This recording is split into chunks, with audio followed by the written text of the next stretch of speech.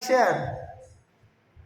Assalamualaikum warahmatullahi wabarakatuh. Waalaikumsalam warahmatullahi wabarakatuh. Gimana kabar kalian pada hari ini? Alhamdulillah. Kayaknya kurang semangat nih. Kalau Ustaz bilang gimana kabarnya, jawabnya alhamdulillah, luar biasa, Allahu Akbar gitu ya. Oke. Gimana kabar kalian pada hari ini?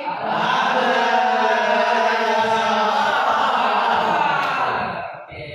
Alhamdulillah, segala puji kepada Allah Subhanahu wa taala yang telah memberi kita amat banyak nikmat. Salah satu nikmatnya adalah nikmat sehat yang dimana kita bisa kembali berkumpul lagi di kelas tercinta ini untuk belajar bersama, belajar bareng lagi, yaitu sekarang apa pelajarannya hari ini? SKI. Nah, hari ini kita akan mempelajari pelajaran SKI tentang permulaan turun wahyu ya. Sebelum itu, Ustaz mau absen dulu.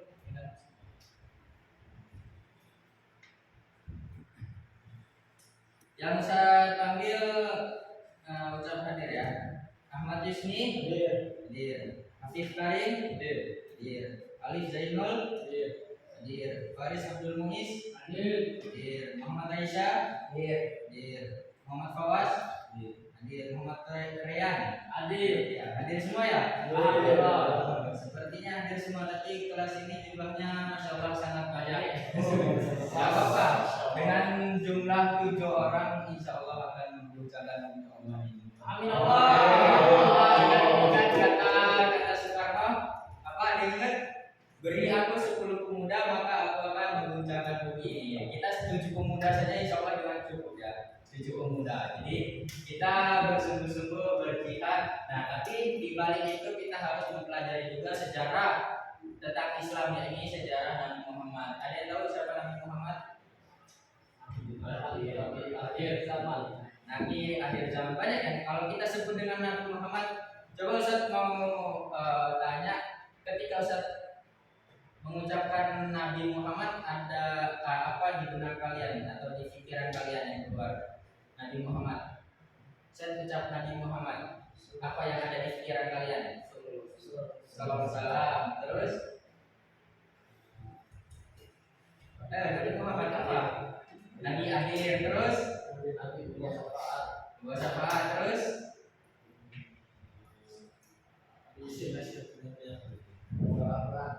Banyak ya Nabi Muhammad. Ketika kita ucap Nabi Muhammad pasti dia adalah panutan kita, Nabi kita, suri tauladan kita, memberi syafaat, al-amin. Apa al-amin artinya? Yang percaya banyaknya. Maka dari itu di sini kita akan mempelajari atau membahas sejarah tentang Nabi Muhammad, yaitu pada permulaan turunnya wahyu. Kita mengaku, saya mau tanya, kalian cinta kepada Nabi Muhammad enggak? Cinta. Jadi kalau orang yang cinta kepada Nabi Muhammad haruslah tahu apa tentang Nabi Muhammad. Ada yang udah tahu belum? Nabi Muhammad lahir tahun berapa? 12 Rabiul Awal. Tahun berapa? Gajah atau 570 apa Hijrah atau Masehi? Mungkin untuk karena waktunya nggak banyak ya, kita belajar dulu tentang mengupas tentang sejarah, yaitu permulaan turun wahyu, latar belakang sejarah dan budaya.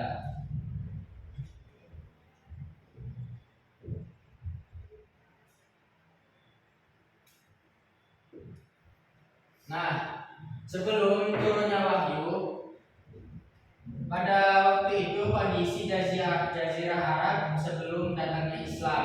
Nah, di sini dulu ketika Nabi Muhammad belum diutus atau belum lahir, belum turun ke bumi, belum dilahirkan ke bumi, dan Islam belum datang, itu kondisi Jazirah Arab, ada yang tahu nggak bagaimana kondisinya? Sudah pernah belajar kan? Kira-kira bagaimana yang sepengetahuan kalian tentang Jazirah Arab, kondisi bangsa Arab dulu sebelum Islam datang?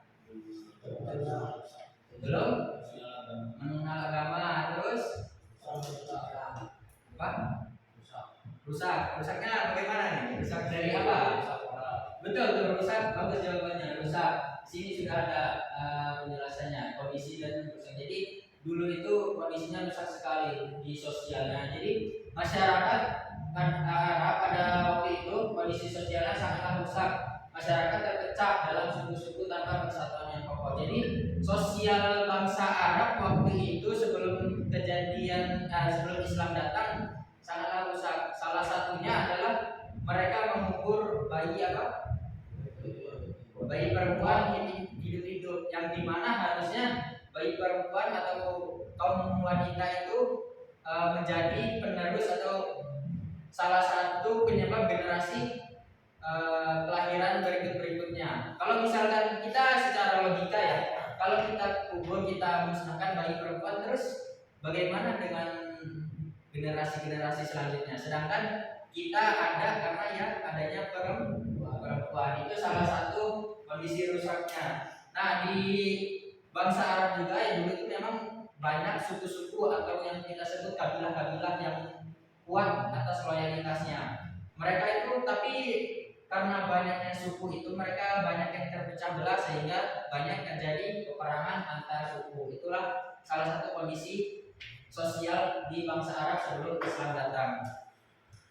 Tadi ya, terus kedudukan perempuan itu rendah sehingga tadi dikuburnya wanita-wanita, bayi-bayi masih kecil. Kalau secara logika itu sangatlah tidak manusiawi, dan akhirnya alhamdulillah ketika Nabi Muhammad datang, perempuan itu diangkat derajatnya sampai sekarang, bahkan derajat wanita itu sangatlah tinggi. Salah satu contoh derajat wanita tinggi disebabkan oleh Nabi Muhammad itu apa? Derajat wanita menjadi tinggi. Salah satu contohnya apa? Dia tahu nggak? Salah satu contohnya derajat wanita itu lebih tinggi daripada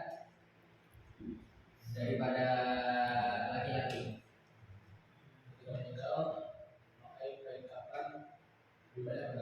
Nah, betul banget. Itu salah satunya. Jadi kehormatan wanita baik itu aurat, bahkan siapa tahu batas-batas aurat wanita? Semuanya kecuali telapak tangan dan muka. Itu salah satu contoh dinaikannya derajat. Itu berarti wanita itu dimuliakan oleh Nabi Muhammad. Itu salah satu contohnya. Lalu tentang kepercayaan, politisme dan kepercayaan lokal mendominasi kehidupan spiritual. Politisme ada tahu nggak? Politisme itu orang yang sangat kental penyembahan terhadap berhalanya. Jadi ketika Islam datang, mereka itu kepercayaannya sudah terhadap berhala, patung-patung. Bahkan ada pusat penyembahan berhala mereka itu di Mekah. Kalian udah pernah melihat videonya atau filmnya belum? Belum. Jadi ketika di Mekah itu di Ka'bah, ada Ka'bah kan yang membuat Nabi siapa?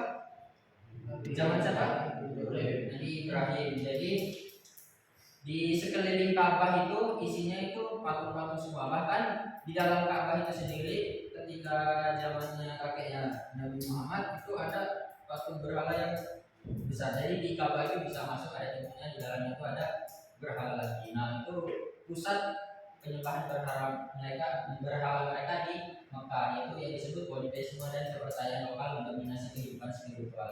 Jadi itu berhala itu jadi spiritual mereka, jadi agama mereka lah, penyembahan mereka, kepercayaan mereka. Lalu ekonomi dan budayanya. Kalau ekonomi itu mereka itu kayak riba, tahu riba? Riba itu sudah umum tertindas di kaum-kaum bawah yang ekonominya rendah, bahkan ya mirislah melihatnya ketika Nabi Muhammad datang.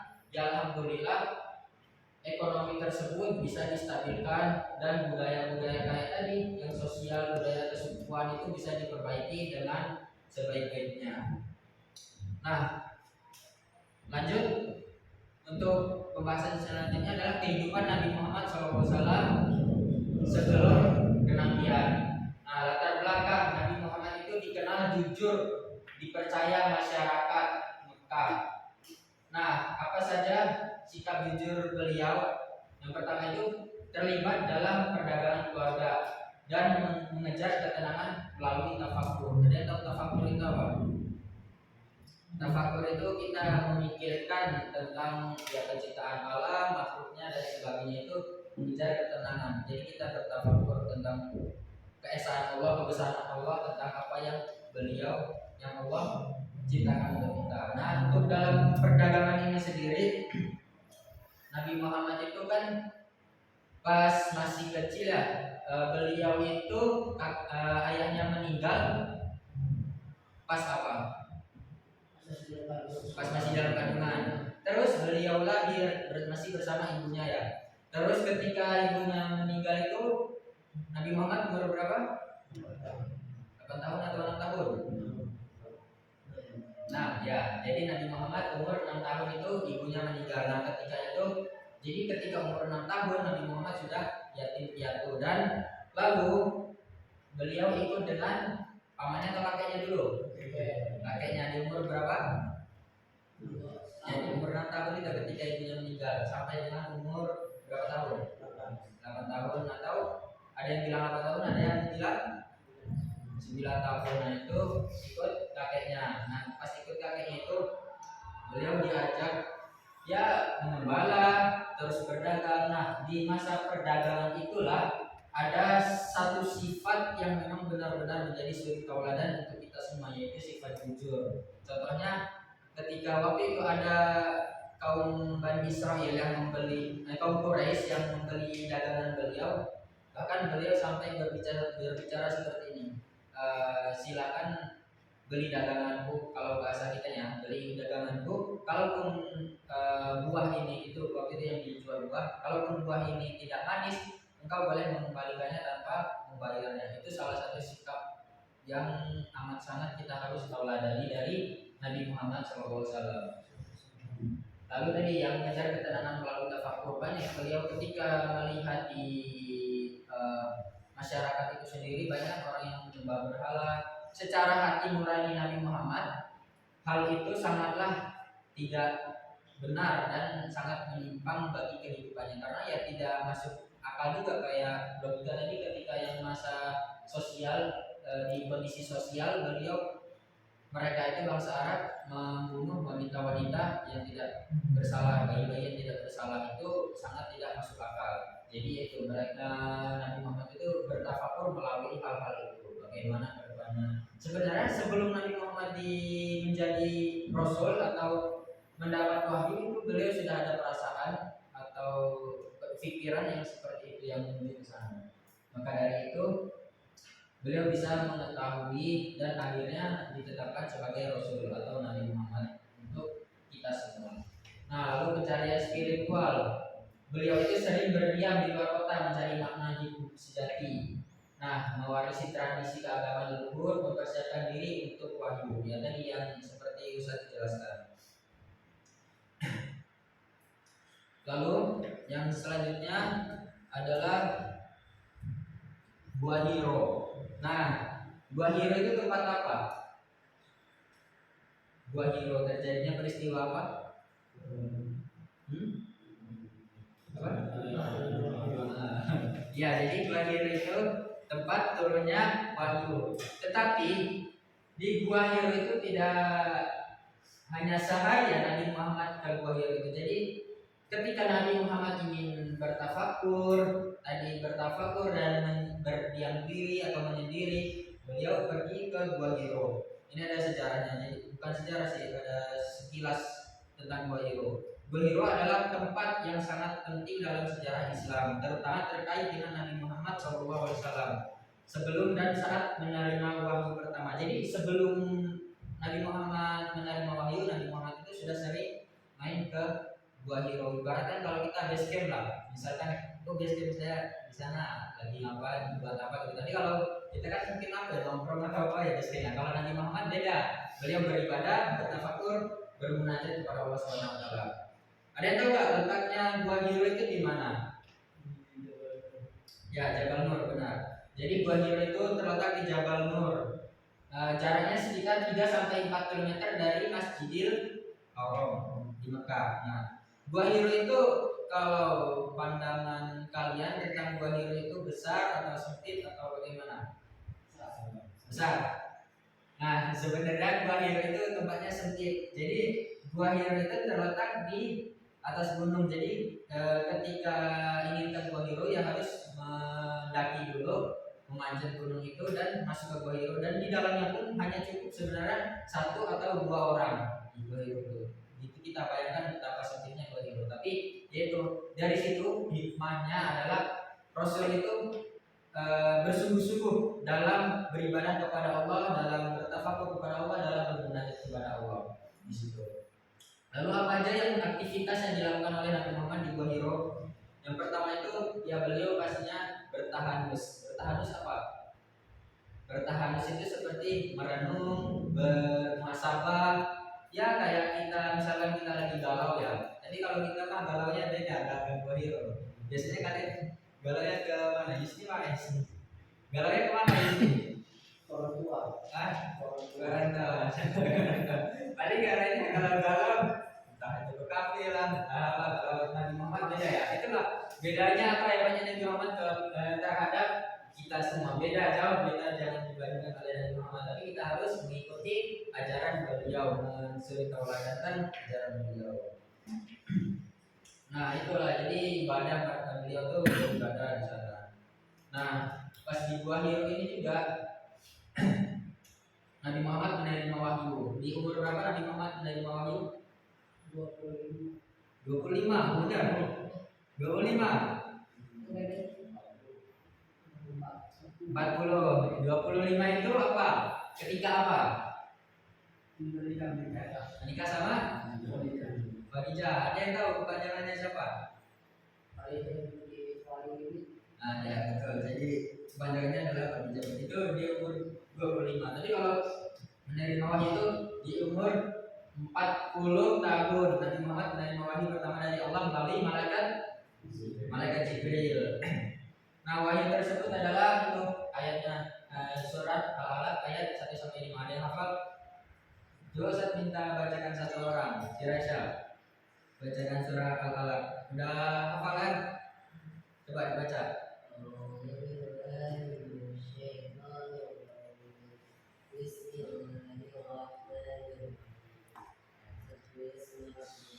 Al-Alaq bukan Al-Alaq. Al-Alaq. Apa? Iqra.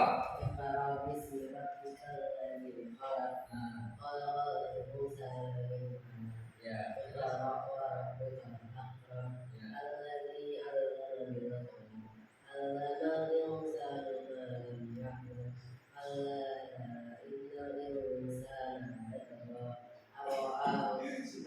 Salah. Terus coba lagi. Alamal insana ma lam ya'lam. 1 sampai 5 aja, jangan sampai ini. Nah, cukup. Jangan dilanjutin. Ini karena jadi nanti ayat selanjutnya itu berbeda pemaknaan dengan turunnya wahyu. Jadi ayat 1 sampai 5, Iqra bismi rabbikal ladzi khalaq. Bacalah dengan menyebut nama Tuhanmu yang Maha Menciptakan. Iqra bismi rabbikal ladzi khalaq. Khalaqal insana min 'alaq. Yang menciptakan manusia dari segumpal daging atau segumpal darah. Allamal insana ma lam ya'lam. Iqra rabbukal ladzi khalaq. Khalaqal insana ma lam ya'lam. Iqra bismi rabbikal ladzi khalaq. Khalaqal insana ma ya khalaqal insana min 'alaq. Iqra rabbukal akram. Apa artinya? Bacalah dan Tuhanmu yang apa? Yang Maha Alladzi khalaqal insana ma lam ya'lam. Yang menciptakan Allah yang menciptakan manusia. Alladzi khalaqal insana min 'alaq. Kembali lagi. Coba dibaca bareng-bareng. Iqra. Nah, itu dari Taus. A'udzu billahi minasy syaithanir rajim. Bismillahirrahmanirrahim. Iqra bismi rabbikal ladzi khalaq. Khalaqal insana min 'alaq. Iqra wa rabbukal akram. Alladzi 'allama bil qalam. 'Allamal insana ma lam ya'lam. Alladzi 'allama insana bil qalam. Yang mengajarkan manusia dengan kolam apa? Pena. Maksudnya paham nggak maksudnya? Jadi pena itu adalah sumber, sebenarnya pena itu sumber pengetahuan. Jadi apapun pengetahuan itu Allah mengajarkan, sudah mengajarkannya kepada Nabi Muhammad. Maka dari itu Nabi Muhammad sangat banyak tahu tentang pengetahuan, ya terutama tentang Islam. Terus al insana alam ya'lam, yang mengajarkan manusia apa-apa yang tidak diketahui oleh manusia itu sendiri. Jadi itu adalah ayat yang turun pertama kali dalam penyampaian wahyu Nabi Muhammad SAW. Kira-kira hikmah apa yang kalian dapat dari peristiwa ini, dari ayat ini? Apa hikmahnya dari peristiwa itu?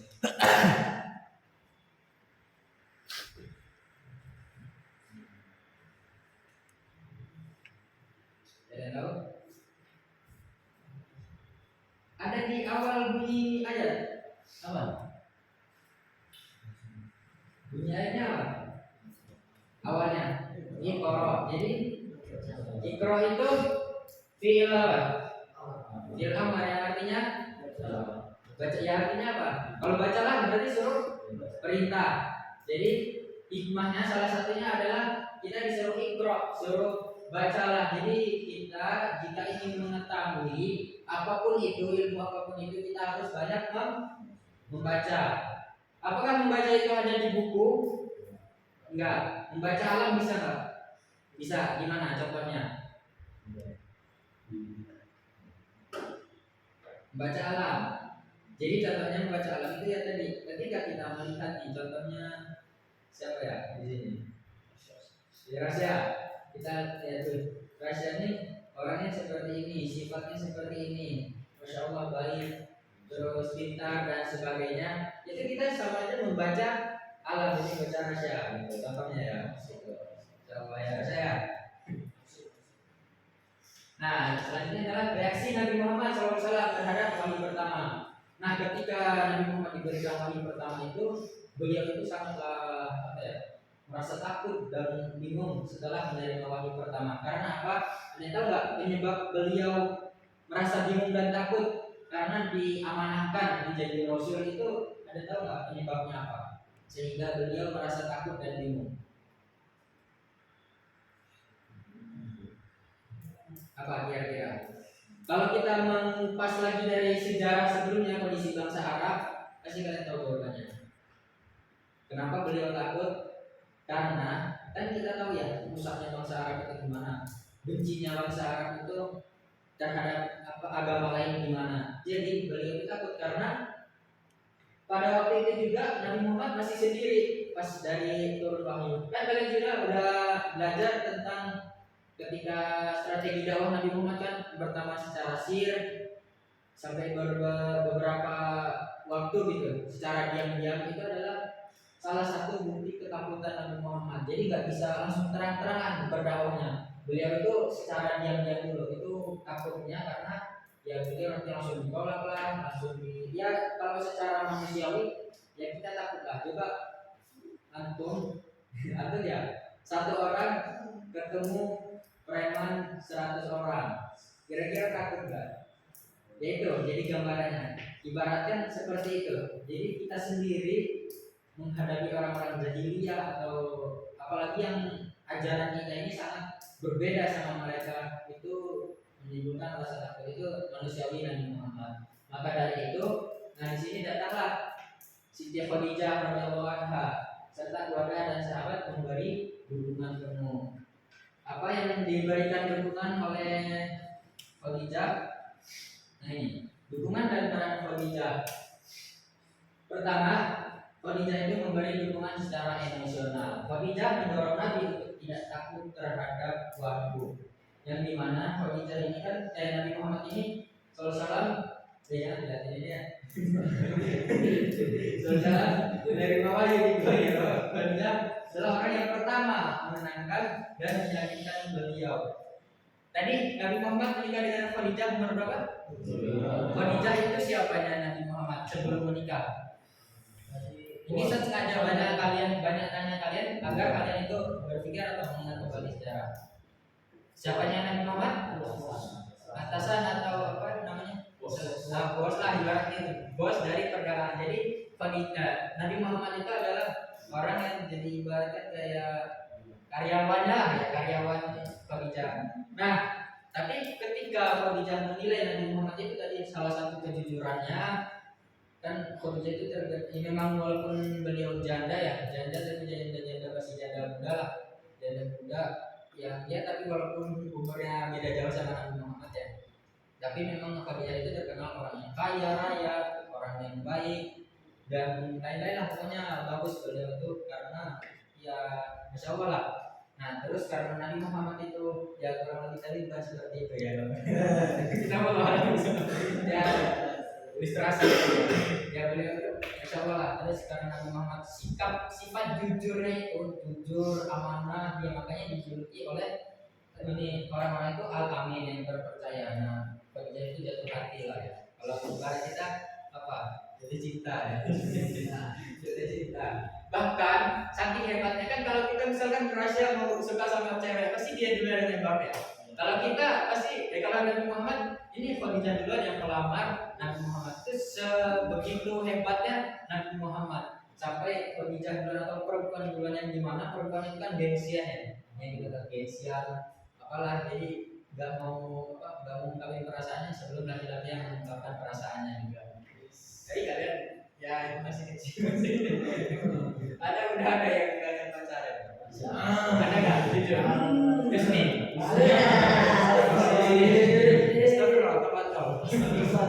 Ya gitu ya. Jadi itu pelajarannya kalau kalian ingin mendapatkan wanita yang bagus, yang solihah, yang Masya Allah kan, itu kuncinya satu. Nabi Muhammad sudah mencontohkan, yaitu harus jujur, amanah dan terpercaya. Itu salah satunya. Yang penting kalian soleh. Kalau kalian baik, kalau kalian jujur, amanah, insya Allah jodoh kalian juga, pasangan hidup kalian juga akan Masya Allah. Gak mungkin kalian jujur, amanah, tapi jodoh kalian pembohong, gak mungkin. Karena sudah dijelaskan di surah An-Nur, kalau nggak salah di An-Nur atau Al-Mu'minun gitu. Jadi jodoh laki-laki yang baik adalah perempuan yang baik, dan sebaliknya jodoh laki-laki yang buruk adalah perempuan yang buruk. Itu sudah dijelaskan di Al-Quran.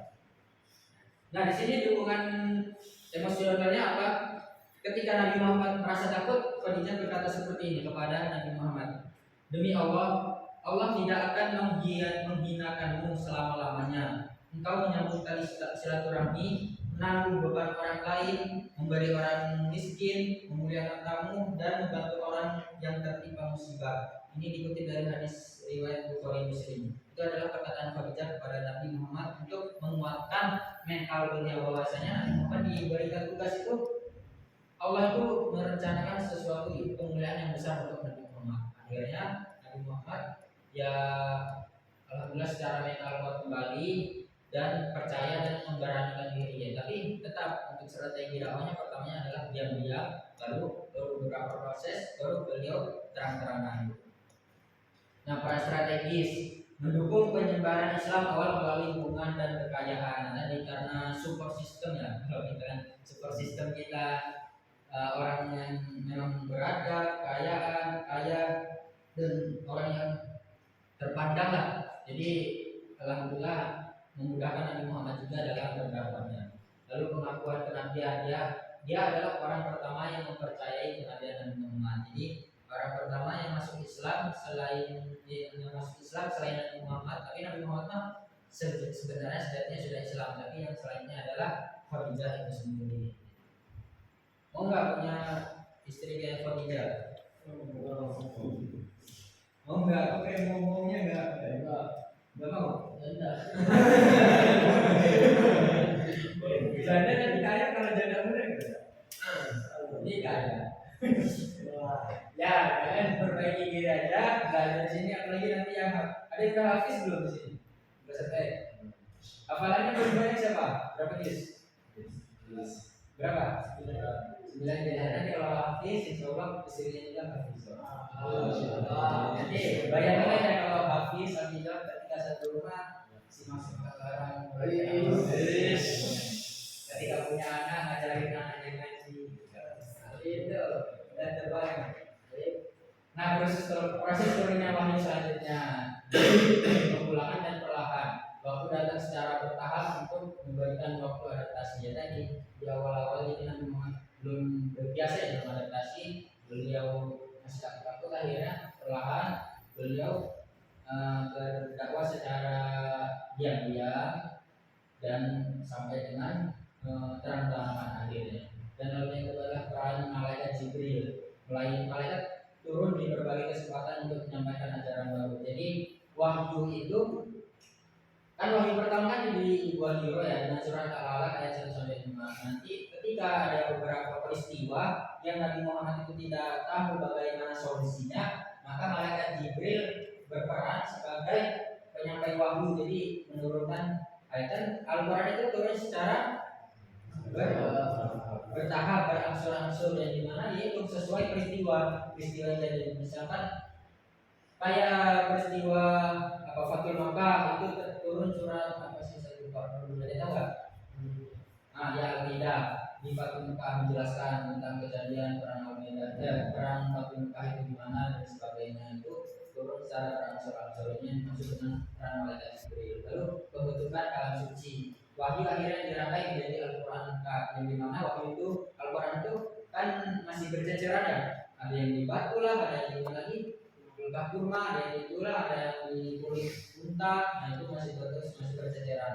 Tapi para sahabat itu menghafal sehingga ketika zamannya Abu Bakar itu Abu Bakar mengumpulkan para hafiz Al-Quran untuk mengumpulkan Al-Quran. Tapi ketika perangan banyak yang berguguran, banyak syahid ya menghafal Al-Quran. Karena hafal Al-Quran itu kalau perang terdepan di garda terdepan mereka. Jadi ada banyak yang berguguran, yang syahid.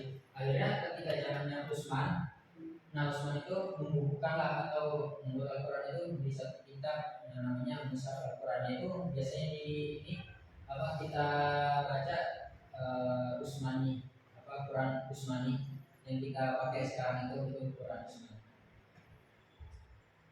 Nah itulah proses turunnya wahyu selanjutnya.